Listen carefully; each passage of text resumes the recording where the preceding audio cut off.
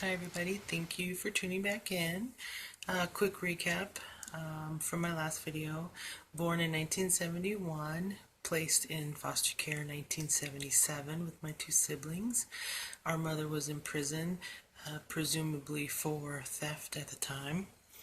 She showed no interest in getting us back into her life once she was released from prison, so we were placed in foster care and later adopted in about 1980. They were pretty strict parents. We were never really allowed to spend the night at anybody's house, but we didn't really have any friends anyway. And we could play with the neighborhood kids, so we just pretty much hung around the yard and did things, as brothers and sisters would. Built tree houses and forts in the garage and things of that sort. But our adoptive mother was quite neurotic and always angry, accusing us of stealing, mostly me.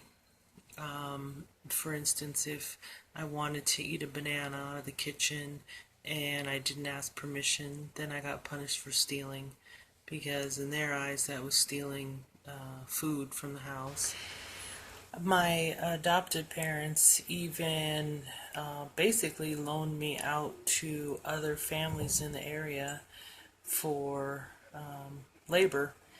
That was a form of punishment. I spent a lot of times pulling weeds and working on other people's farms and doing yard work. And when I think back on it now, I don't think that was really that legal. Spend days, literally days, sometimes weeks, doing absolutely nothing but writing sentences. And it could be, thou shalt honor thy mother and thy father, I will not lie, I will not steal, whatever. Usually thousands and thousands and thousands of sentences. Another form of punishment for me was to sit at the courthouse all day instead of going to school. Of course, then I'd end up with detention, which would get me in even more trouble. If at any point I missed the bus because she sat on me or wanted to fight with me early in the morning, she started keeping a log of money I would owe her out of my allowance. She never saw any allowance. But apparently by the time I left to my other foster home, I owed about $300, so good luck getting that.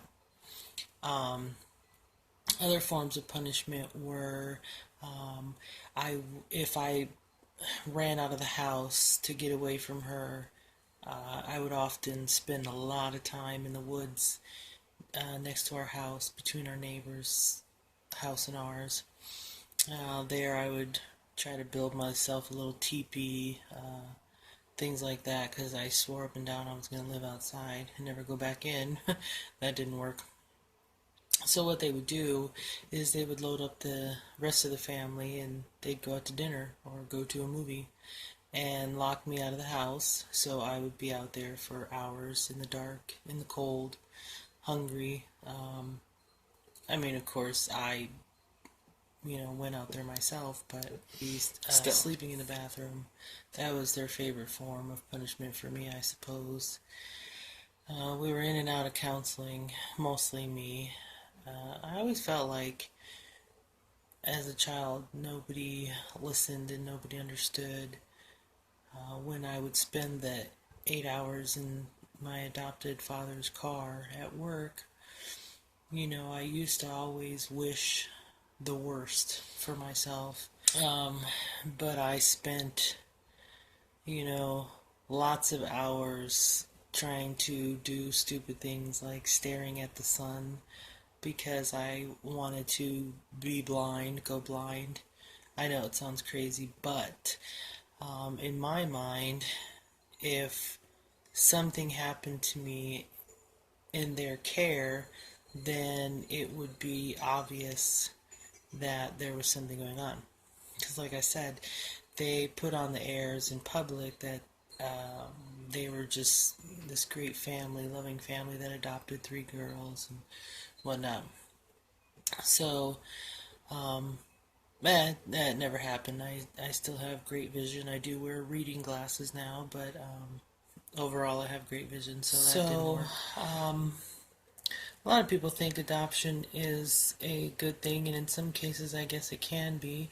This was in the late 70s, and we were little Native American kids. Um, so I don't think too much thought was given to I hated our these people. placement. Hated them more than I probably could have ever hated anybody. And eventually, they told me if I continued with my behavior, they would place me back in foster care. And so I made the choice at that time to continue to act out so I could make them live up to their word. And that is, in essence, what happened.